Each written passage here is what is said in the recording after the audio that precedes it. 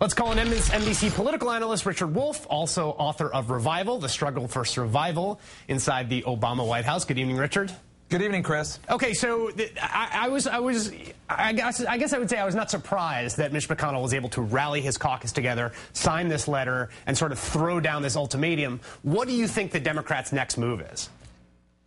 Well, the problem here is that running out the clock actually works for Republicans. Yeah, sure we all know that, you know, the next game when it starts, they'll have more players on the field. So just letting him get away with this isn't working. Also, accusing the other side of being obstructionist is very satisfying. Everyone feels morally self-righteous. But actually, that isn't a winning strategy. It's a tactic. It's not a strategy for Democrats. It happened last time around. And all you're going to get is 2 years of everyone saying the party of no.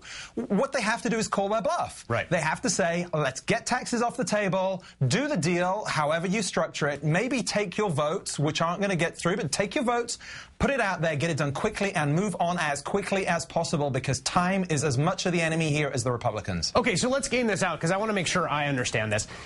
So let's say they follow that advice and they say, okay, let's do the vote. Let's take the vote.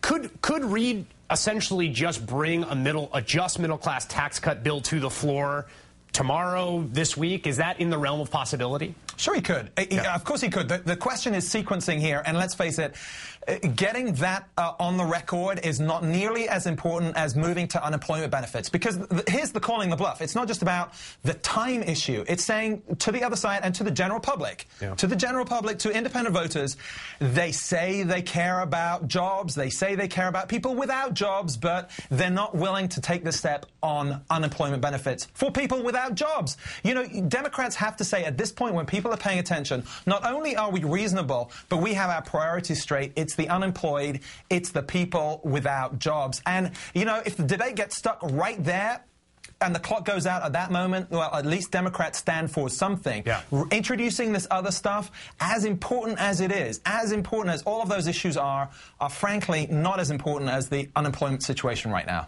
And yet what we saw, I mean, I think you're exactly right. You have to sort of draw a line in the sand here and provoke a confrontation over this, even if the vote has failed. What we saw from the White House today in sort of response to this ultimatum was what we always see from the White House, which is kind of keeping their cards close to their chest and saying, well, maybe it'll work out. I know that you have good sources at the White House. You talk to folks over there. Can you shed some light on what this pattern of behavior from them strategically is intended to accomplish?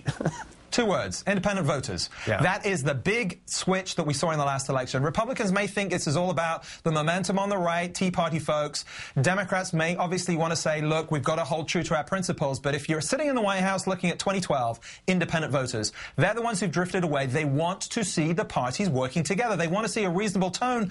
And for the president to go out and do his signature move yesterday saying these problems are bigger than politics. There are some things that are even more important than campaigning. That's what he does. That's who he is.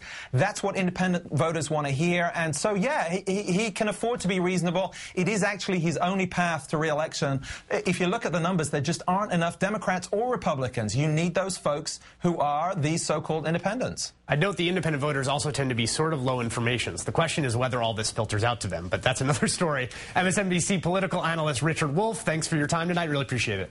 Thank you, Chris.